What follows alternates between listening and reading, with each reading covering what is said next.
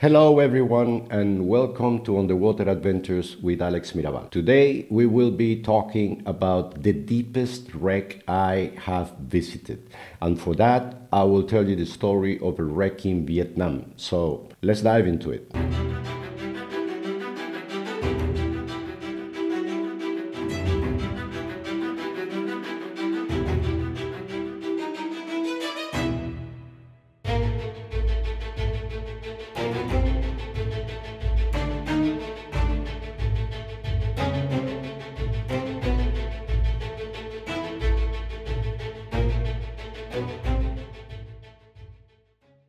In the year 2004, my team, we were contacted by the Museum of Vung Tau in Vietnam because they had an information from a fisherman that had found in his nets, again, some pieces of porcelain when they were fishing outside of the Vung Tau town, the Vung Tau city in Vietnam. They were interested in trying to find out if that wreck was interesting, if the wreck was good for their museum, so we could recover the artifacts and put them in the museum. And we organized to move and go to Vietnam on their invitation to go and check the wreck and find out all these aspects, if it was viable to recover the artifacts, to excavate it, and to put it in the museum. The depth that the fishermen referred where they found these porcelains, it was 70 meters. 70 meters is deep for the standards of scuba diving. Already I mentioned that I was working in the Subang wreck with the large cargo of Ming porcelain, and it was 56 meters, and still diving with compressed air was in the very limit. It was quite complex. It demands long decompression and was a little bit tiring for us, the divers. In the case of 70 meters, it's not something that you can approach responsibly with compressed air. You will need to use trimix. So I got in contact with the trimix instructor. His name is Bruce Conifi, because I had training with trimix. I have used trimix. I know how to use it, but I didn't know enough to prepare the dive properly and safely, to design the dive, and for that I needed a good instructor with experience in this. And Bruce, a person I know for a long time, is an American. He lives in Thailand, or was living in Thailand at the time. He actually was part of the team that rescued in 2018 these 12 kids from a football team that got trapped into a cave. So it is a very experienced diver and technical diver. I contacted him. We were in 2004. And I told him that we have this challenge to go and check on the wreck that should be around 70 meters. If he wanted to join me and my team, the very little team, because we were only like 5 people. And he certainly and hopefully he agreed. And we went in 2004 all to Vung Tau.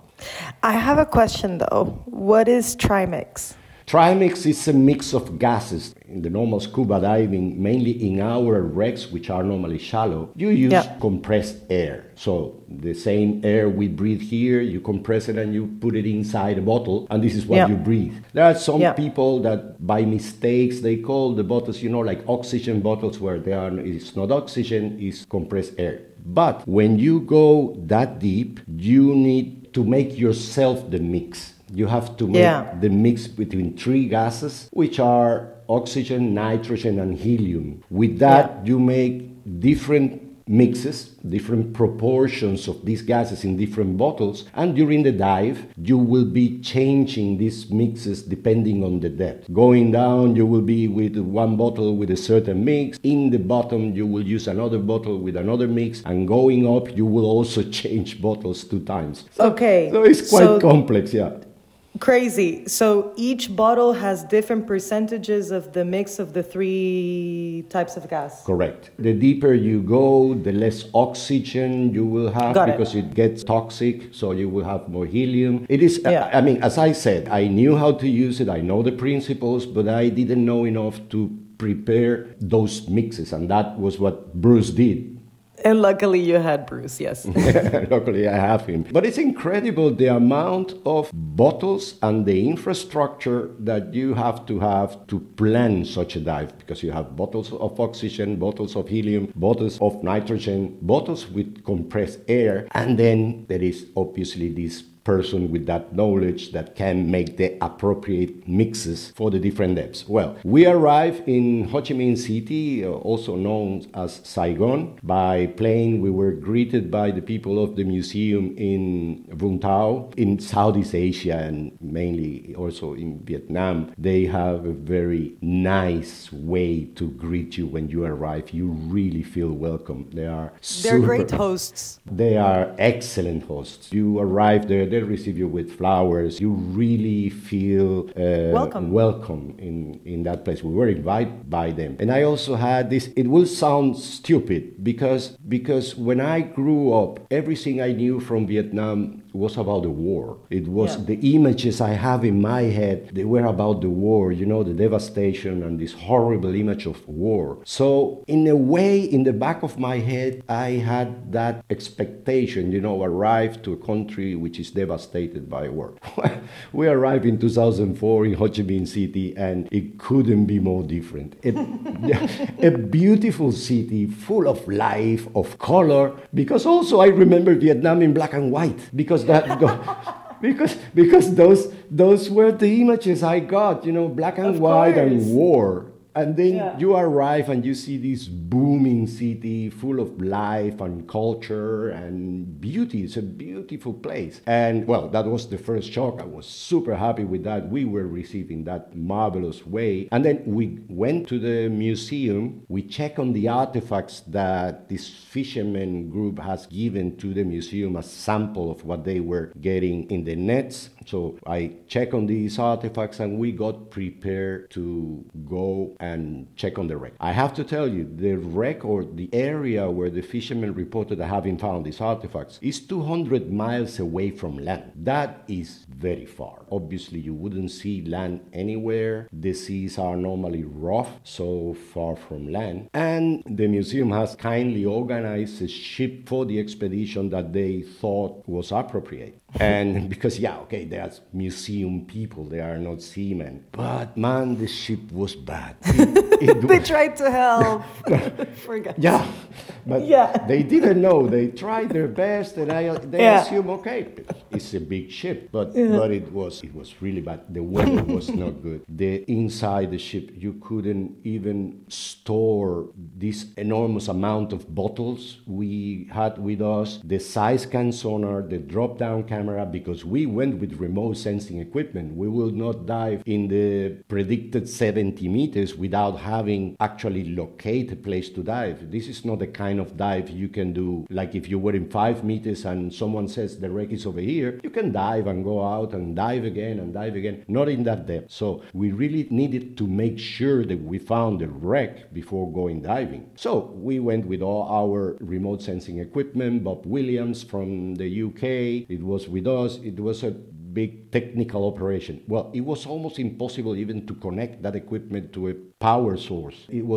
The ship was all wet. Water came through one side of the ship and go out on the other side. From the about 25 people that were in the expedition, remember, we were 5, but the Ministry of Culture put some people in the team, the Naval Police also put some people in the team, the Coast Guard. Everyone wanted to participate, so we ended up being like 25 people on board. And from the 25, 3 of us were the only ones that didn't get seasick. Everyone was laying in the ground. Oh, God. Yeah, on deck. Everyone was laying on deck without eating for 3 days. Of course. It was awful. So the 3 of us, we tried. The sea was rough. The conditions were really not good. The ship was not perfect, but the sea conditions were really bad. Didn't help. It were really bad. So we tried. We passed the side scan sonar. We put down the drop-down camera that allow you to see, to have a visual on the seabed in the area more or less that the fishermen reported the remains of the wreck, the porcelain. But the sea conditions were so bad, the ship was so difficult to maneuver that survey, it was not properly done. Yeah. We didn't find the place, and we were 3 days there suffering. I mean, I remember that there were guys, I will try to find some photos, because there were guys laying on the deck for the 3 days. I can imagine, sorry to make it about me or to share this story, but I can imagine because I had the same. I was in a boat once. I got seasick one day, and that day was done. That day was done. There was no recovering. Seasick could be bad. Yeah. I mean, I don't get that much of seasick, at least not very often, but eventually Yeah. I get one, and it really feels bad. But I tell you, one of the guys who was seasick was the cook. So we stayed 3 days offshore Starving. without food. I can tell you, I survived on lychee. You know, lychee, the fruit. Yes. Lychee and cigarettes. I can tell you, lychee is great.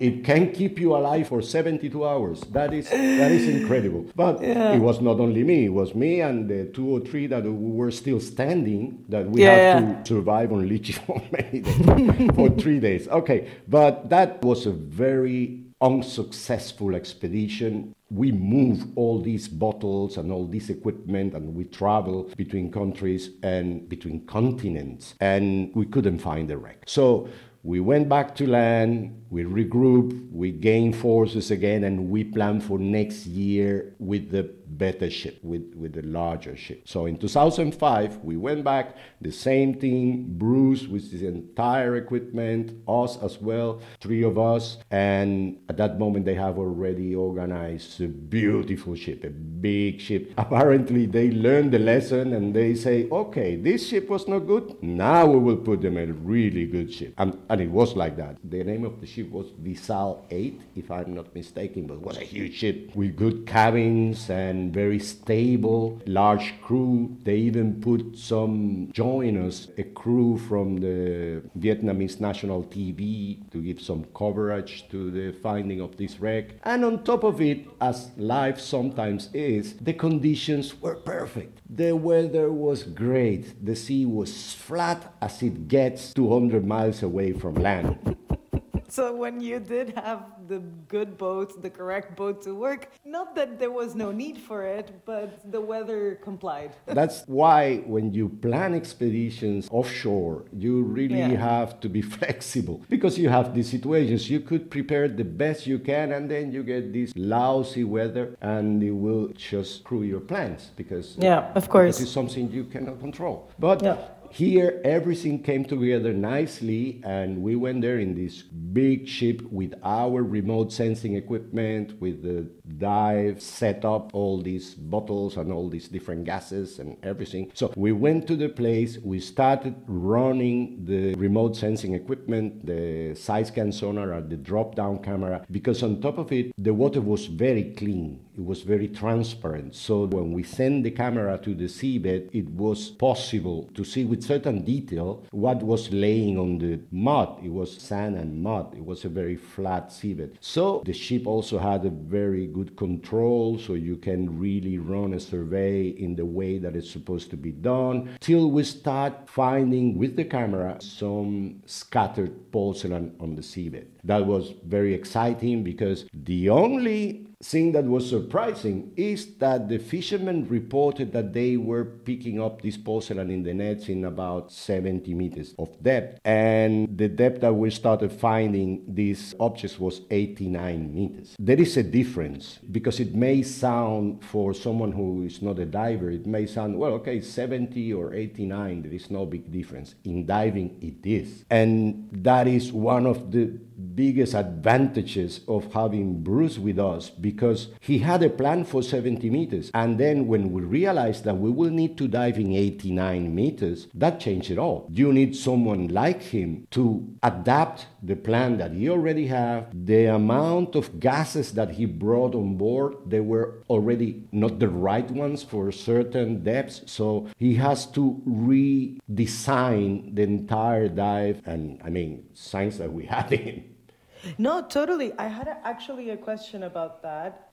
Can you make an estimate of the percentage of difficulty increase the deeper, every 10 meters, every 5 meters, the deeper you go, the activity or the strategy changes a lot, it seems. Well, imagine that we are dealing already between 70 and 89, let's put it 90, because 89 is 90. Sure. We have another 20 meters of depth, which means another 2 atmospheres of pressure, another 2 bar on you. Yeah. That increases the consumption of gases enormously. Yeah. That increases the rate in which you accumulate nitrogen on your bloodstream and your tissues. It's a very different dive.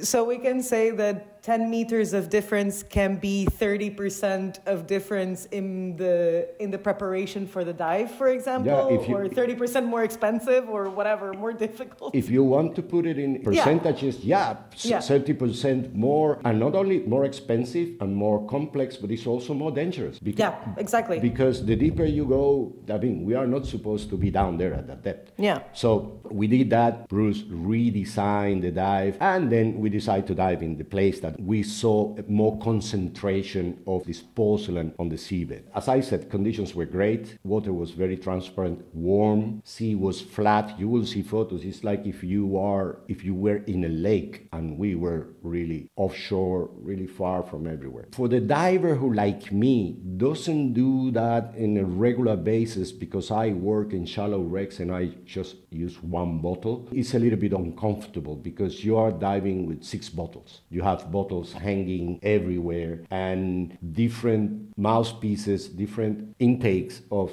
the mix that you have in the bottle that you have to be changing depending on the depth. So you have them properly marked. You cannot mistake one from the other because it could be very dangerous. You really need to use a certain mix at a certain depth, so you have to have all very well regulated, the regulators you really have to have them organized, because many times you will grab them and change your mix without knowing, without checking, without seeing them, thinking, because you cannot see them. Sometimes you have bulky equipment, so you have to grab the right one, and for that you need to prepare beforehand and have it all where it's located, and you have the all written in a slate that you have you have a big slate in your arm and you have all written there which depth I need to change this. I don't know, probably makes sense. Super experienced divers in this, they don't need to write it down anymore, but I think they do. I mean, it's safer. They should. I would. It is safer. So we went down. Waters were very clean. The trip down to 89 meters, I tell you, it looks like it will never end. You're going down and down and down, and obviously you don't see anything. You don't see the seabed. You don't see nothing. And we arrived down there, and we start in the mud. Obviously, we make a strong point. We clip ourselves with a reel. We clip ourselves in this strong point, and we started going in rounds, in circles, to try to locate the wreck. We saw some scattering of porcelain. We got some of this porcelain for study, for inspection as a sample, so we could analyze if the wreck was viable for excavation and recovery and put it in the museum. So we make this very short dive. One of the reasons why you use trimix is also to extend a little bit your bottom time, the time that you are able to be on the seabed, and also to diminish the possibility of you getting narcosis, that you get the intoxication from the nitrogen already in very high levels when you're only with compressed air. So you will be better functional in the seabed than you would be if you were with oxygen. And then you can stay also a little bit longer, but that doesn't change anything, these huge decompression stops. The stops of the decompression where we're coming up with our little artifacts and our samples, all very happy from the archaeological point of view. We started our decompression stops in 32 meters. Normally, we stop at 3 meters or 6 meters, where we started at 32, and then 25, and then this and the other. And at the end, we spent more than 2 hours of decompression after 12 12 minutes on the seabed. That gets me every time. I think obviously safety before everything, but wow, 12 minutes of work, 2 hours of just waiting around to be able to go back to the boat. Crazy. Yeah, well, when you are running an expedition, a dive expedition, or even if you go on holidays, you said 12 minutes of work against probably a couple of hours of being able to get to the surface. For us, all that time is work. Of course, all of that course. time is Yes. work. It's Of course. like a price to pay for being in an environment which is not yours. And It's you working safely. You doing those 2 hours of decompression is you guys doing the work safely. yeah, it may sound silly, but yeah, it is part of the work, and nobody likes these long decompressions. Sure. Because on top of it, when you finish a dive like that, you are very tired, physically very tired, because of the amount of nitrogen that you accumulate anyway, the different mix of gases that your body is not used to inhale and to work with. So that reflects in general tiredness after, even if you didn't do a lot of physical effort during the dive, you will feel tired. And I imagine that your muscles being so under pressure, the different gases that you're inhaling, I imagine that it tires differently, that physically in the muscles, in the bloodstream, and all of that affects you. It does. For sure. It does. It does. This is actually when you feel tired, it's because the muscles are lacking some oxygen or something. And this is exactly what happened. Even if you are not under very heavy physical activity. So we came up with our samples, everyone very happy, the crew was very happy, the people from the museum were very happy, because they were also a little bit nervous that say, well, we have brought these guys again from the other side of the world. I mean, we better deliver something. We better deliver something. I remember even before going diving that they were putting this, like for good luck and for your protection, they were putting these little sticks and with fire, like an incense or like incense, like incense, really sweet, really nice. They were making everything possible for the expedition to go to good terms. Yeah. So everyone was very happy. We analyzed the samples that we brought up. Obviously, in the museum, they have super specialists in Asian pottery and Asian porcelain. It was very easy to work with them. In Europe or in the Americas, it's more difficult to find a specialist in this field that could see and could check on the objects, not in the photo, but in the real object itself. So that was very smooth work with the specialist in the museum. And we ended up deciding that first, it was too deep, would have been too expensive, and also a little bit too dangerous for the potential cultural significance that wreck would have. The porcelains were from the Qing Dynasty, but more to the late 18th or beginning of 19th century. So it's a porcelain that is quite well known. It's not something that will give you a big load of new information from the historical or the archaeological point of view. The operation that it needs to be prepared for excavating that wreck with divers would have been incredibly expensive. Yeah, the return on investment wouldn't have existed. No, and if you are preparing that with the budget from a museum, from the government of a country, that is very heavy. We are talking about millions and millions, because if we would have excavated that wreck, we wouldn't have used the trimix system, but something that is called saturation dive. That is a completely different thing. This is something like going to space. And it cost accordingly. It costs like going to space too, Exactly. This was out of the question. Obviously, we discussed with them. We visited the Minister of Culture in Hanoi, then later on, to explain him the results of this intervention, of this little expedition, and to tell him why we suggest that it shouldn't be excavated, that the wreck should stay down there. That was my experience, 89 meters deep in the middle of nowhere in Vietnam. That was the deepest wreck that I have dived so far. And I wanted to share it with you because I think it's interesting. And on top of it, Vietnam is such a nice environment to go and try to look for a wreck and to meet all these wonderful people that I wanted to share this with you. If you have come this far into the video, please please give me a like, subscribe to the channel if you haven't done it, and let's keep on diving.